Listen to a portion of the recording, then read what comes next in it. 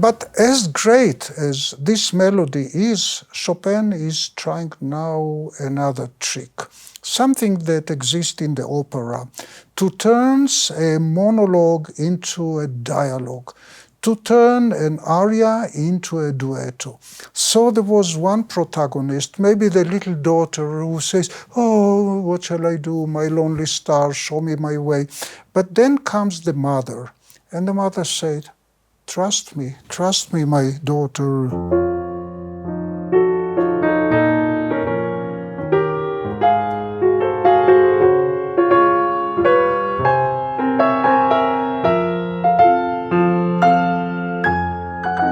So what the mother says is,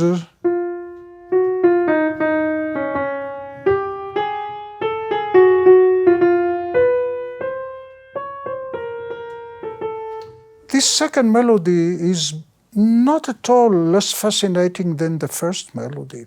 And the fascination, of course, is the two of them together. So let's examine once again. The first voice is,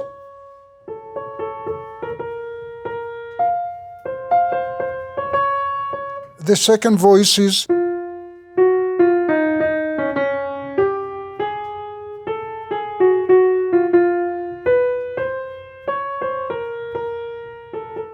the two of them together.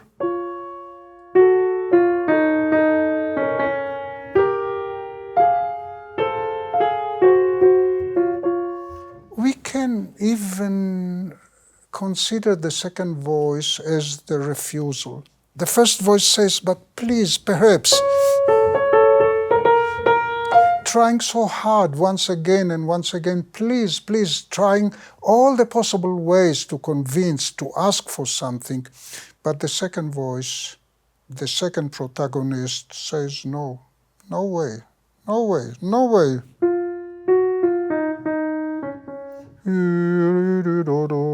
No, no, no. No, no, no. So here the two of them, the first one pleading, begging, the second one refusing.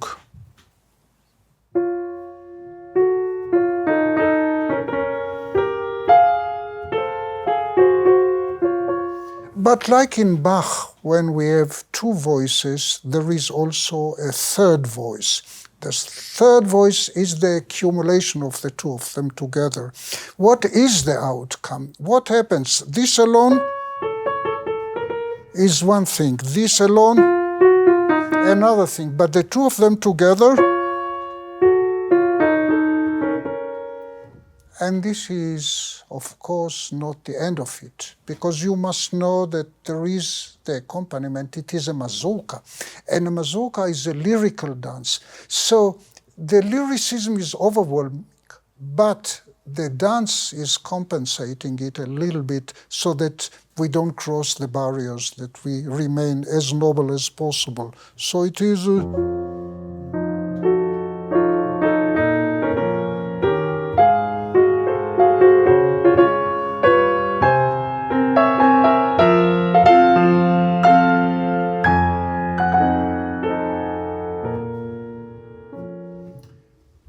Let's hear it once again. The introduction, the inward process, the self-searching, going to the nucleus existence, and then a single melody, heart-touching melody that only Chopin can write something like this. And then the second protagonist, either the mom says, "Don't worry, my daughter," or somebody saying, "No, no way." It's up to you to choose. You can choose what the other one says and what the first one says.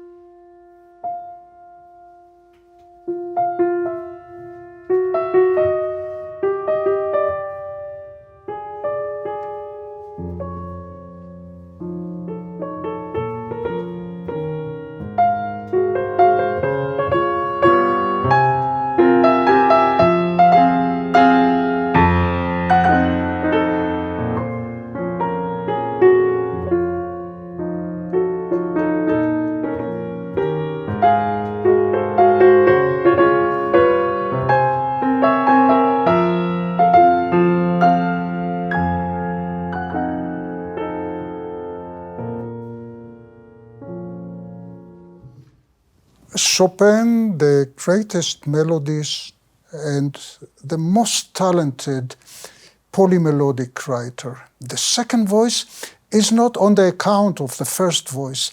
It's even helping. You can focus more on the first voice through the second voice. And the two of them together, as we said already, is a third voice. I call that not polyphonic but polymelodic. Like in the opera, there are here two melodies. On the other hand, in the sonata, Chopin reached a situation that he writes something like this.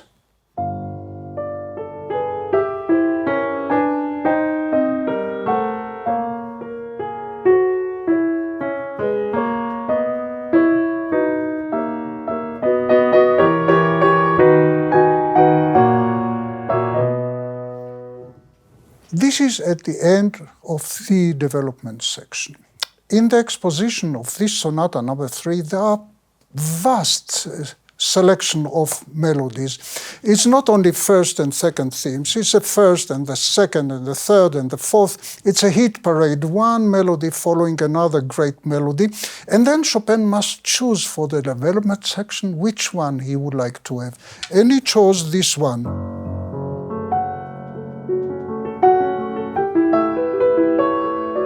He loves this melody,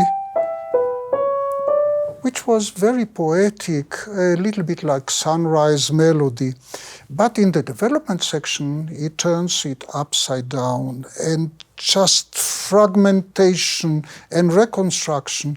And at the end of the development section, we can hear from Chopin something that not every day, kind of seldom we get it. We had it in the ballade number 4 here.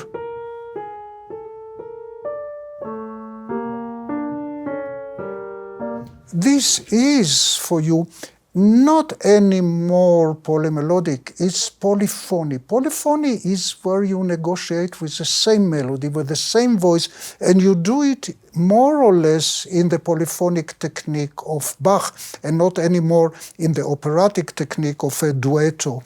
And by the way, Chopin all his life wanted to write his opera, which he never did, but he writes his operas in almost every composition that he wrote. So the same with liturgical music. He never wrote any church music, but there is church music in every composition that he wrote. So here back to the polyphony. The polyphony is to culminate the development section.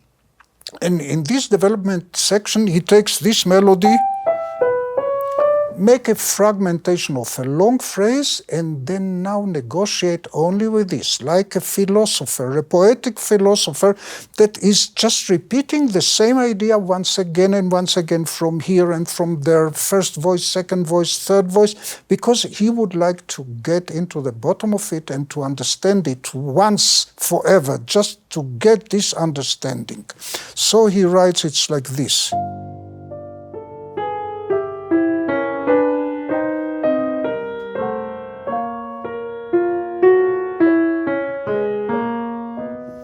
Voice number 1, voice number 2, voice number 3, we almost fail to recognize and to identify all the voices.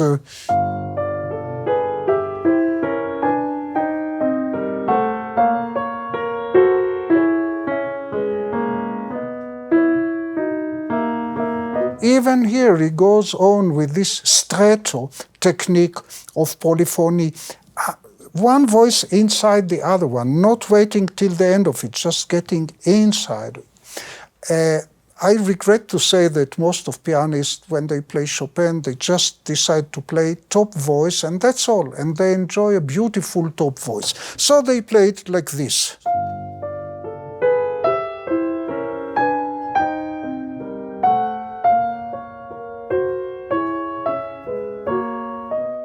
And the instrument sounds well when you bring the top voice. However, the richness of the whole process of the development of this sonata, and this sonata should be played like Chopin, should be played like chromatic music, but it should be also very, very cognitive, very structural, very organic, and to show all the richness. So if you really bring all the voices,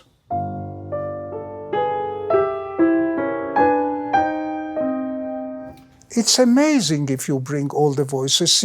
It's one inside the other, and I always advise young pianists to play it in a way that nobody will recognize what you are playing.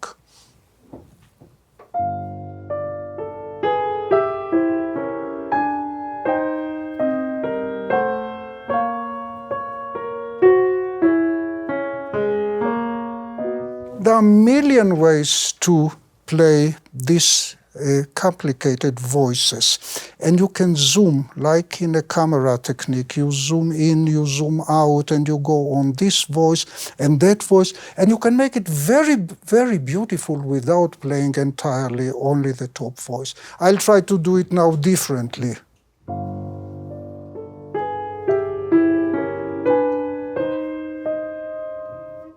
Amazing.